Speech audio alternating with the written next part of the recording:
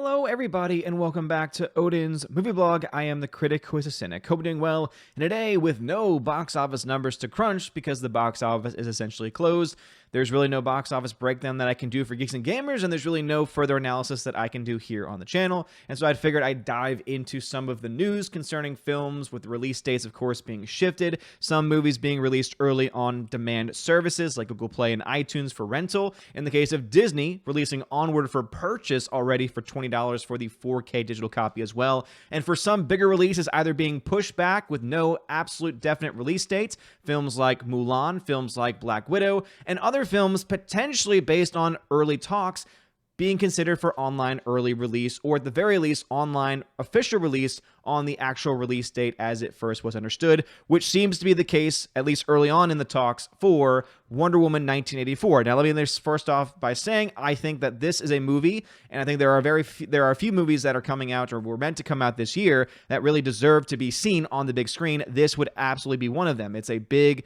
action blockbuster. Seems like, based on everything we've seen from the trailer, it would benefit greatly from being seen on a big screen.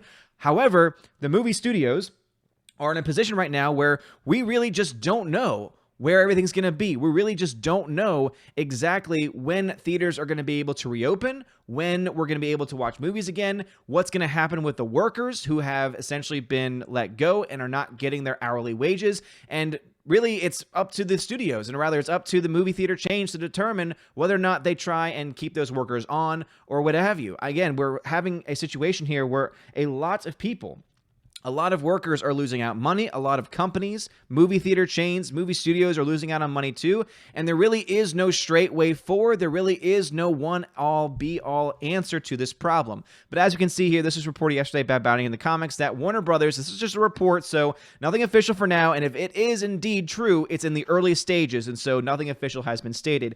And it says here that Warner Brothers is discussing bypassing theaters altogether and releasing Wonder Woman 1984 on streaming. Now, as I mentioned before, I think that this would not be a good idea as far as where the film should be watched. I think a big screen is where this film deserves to be watched, much like with Christopher Nolan's Tenet, which is set to come out this year. And we'll talk about Christopher Nolan in a little bit. However, we don't know when theaters are going to be reopened. As we've mentioned, AMC is closing from 6 to 12 weeks. Regal's not even putting a timestamp on when their theaters are going to reopen. And seeing that there are some people saying, yeah, we're 45 days out from the peak. We're 6 to 12 weeks away from things starting to get better. Again, we really just don't know, because that's just the state of viruses, right? We don't really know exactly when these things are going to change or how they're going to be impacted by things like climate and the weather. We're hoping that once the weather starts to get a little bit hotter, that things will get better. But at this point, we really just don't have the answer for that. But having this film released on digital would actually, for me, make me excited, because it would mean I would not have to wait for this movie to be released later on. But at the same time, too, I do have that concern, because I do want to see this film on the big screen as well. So let's go ahead and dive into this. So this is not something that was covered by a We Got This Covered or some type of clickbait site. Instead, this is actually covered by a more reputable source known as The Wrap. And so, as they talk about here, according to The Wrap, Warner Brothers is seriously considering foregoing the planned theater run of the blockbuster sequel and follow Universal's Pictures lead. Universal moved up the digital releases of Invisible Man and The Hunt, due to also Emma as well. Due to shutdowns and quarantines taking place around the world, they also decided to distribute Trolls World Tour as a 48-hour rental for $19.99. And actually, Trolls World Tour, I always struggle with this name. Trolls World Tour is going to be the first brand new movie to get instantly released onto streaming services, or rather onto video on demand services. A lot of the other ones have had theatrical releases at first, and then eventually were transitioned over, like Invisible Man, The Hunt, also, of course, we looked at films like Onward as well, and some other studios are obviously playing around with this idea also. Insiders tell The Wrap the preference is still to release the movie theatrically, but executives are considering a streaming alternative aside from HBO Max, which hasn't launched yet. The article continues. The concern, the insider says, is that there is no known date for movie theaters to reopen, and there may be a shortage of favorable dates once theaters do come back online for the many films that have been postponed. Talks are preliminary and don't currently involve Wonder Woman 84 director Patty Jenkins or producer Charles Rosen. Roven. The Wrap sources say they would like the movie to come out in August if it's delayed at all. The problem is the uncertain position the crisis placed Hollywood in. Long-term repercussions of the pandemic might make any release in the next 4 to 5 months an unrealistic scenario. Budget and profit concerns might also hurt the chance of Wonder Woman 84 landing on streaming platforms, said Charles Roven. It's ludicrous if you consider how big a movie this is. Everybody recognizes that. As interesting as streaming might be, if you want a huge global worldwide box office, you've got to release it in a movie theater. He added, there may come a time where we have to make that decision, but why not stay here as long as we can and hope for the best? I don't think it would be prudent to make a move until all factors have been taken into consideration. And I understand where he's coming from as a producer, looking at it from a money side of things, from a money perspective. But here's the other thing. We don't know when movies are going to be coming back into theaters. We also know that the longer your movie gets delayed, the less money you have the chance to... Actually, no. The longer your movie is out, basically, the more expensive that movie becomes because it means that you have to spend that much more time trying to promote it. You also have less of a guarantee that you're going to be able to get, as he mentioned, a favorable weekend. And if you decide to delay it like what Fast 9 did by delaying it a year, that means you'll have an extra year's worth of promotion for it, which means your production budget, which would have been set in stone for the most part unless you decide to go back in during that time to change anything, will stay the same, but your marketing budget will go up exponentially depending on how much marketing you decide to do for the film.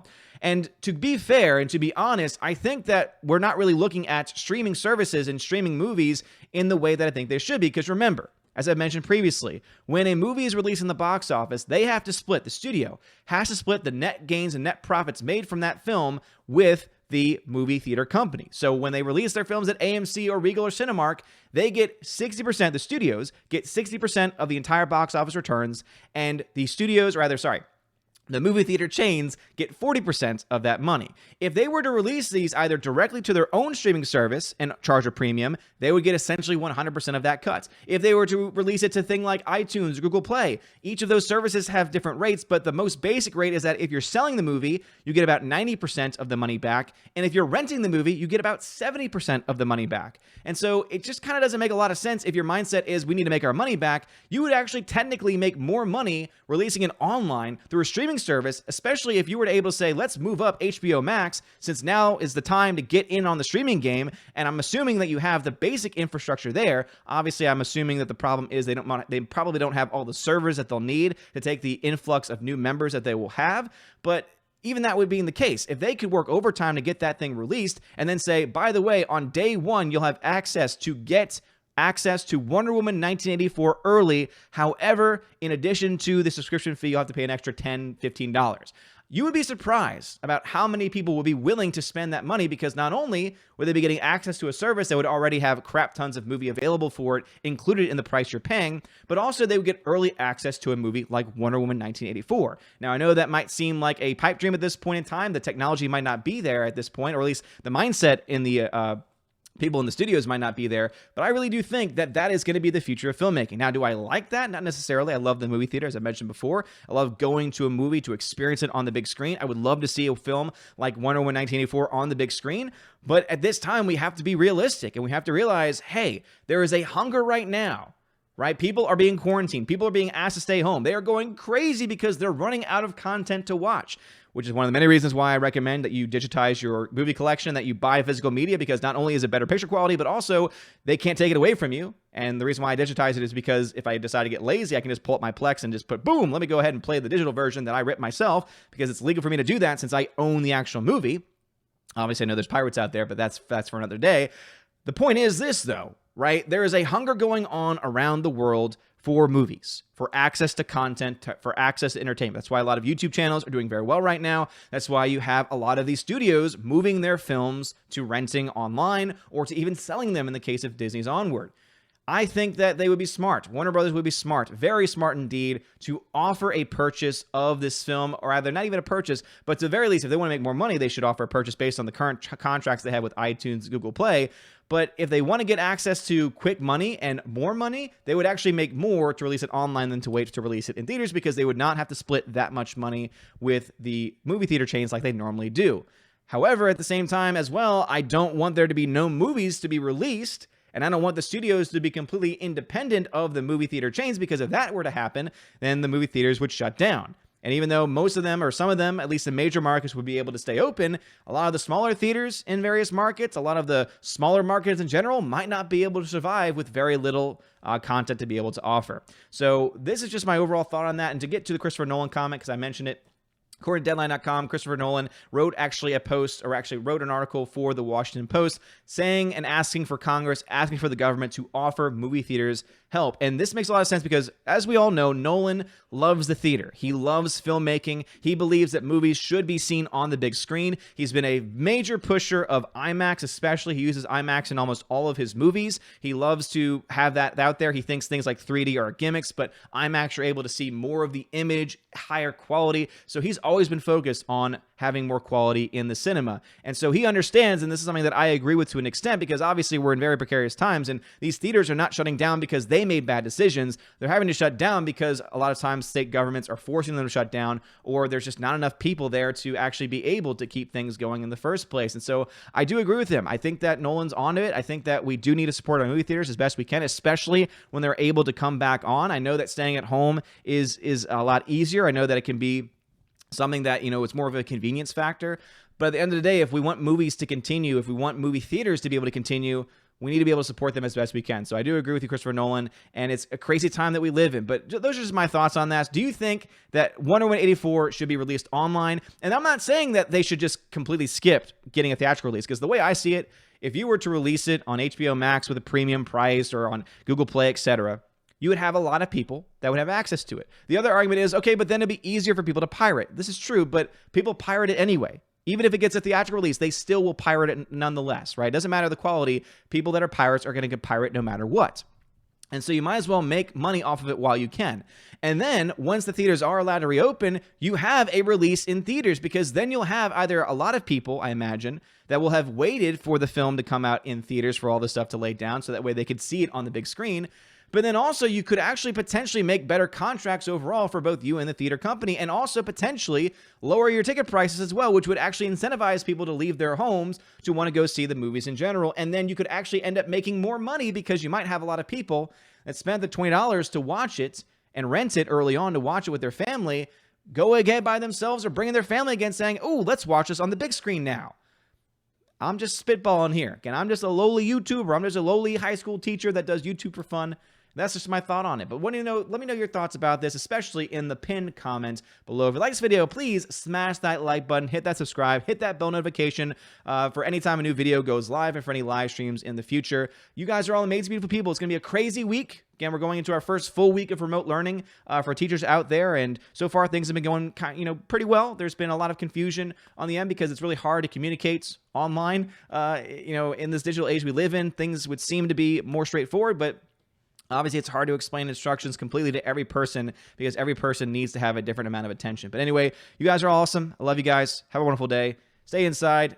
Do the best that we can to try and curb this from spreading even more so. Don't try to add to that. Don't be stupid by going to parties and things like that. I'm looking at you, Florida. And be awesome.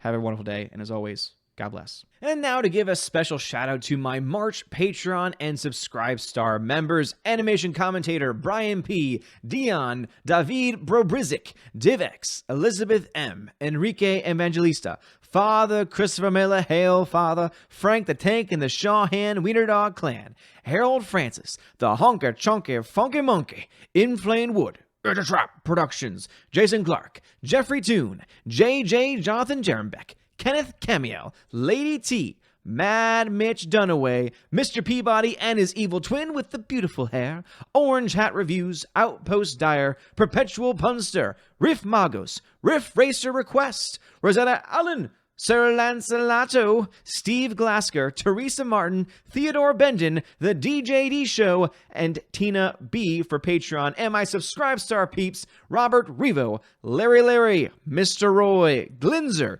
G2 Cool 99, Dark Star 57, Alex McCarthy, US 888209 Fast, Dean Heiss, Harold Francis, J-Rod the Beer Guru, Nebadan G. Adams, and ZK Man, and Mike Jackson.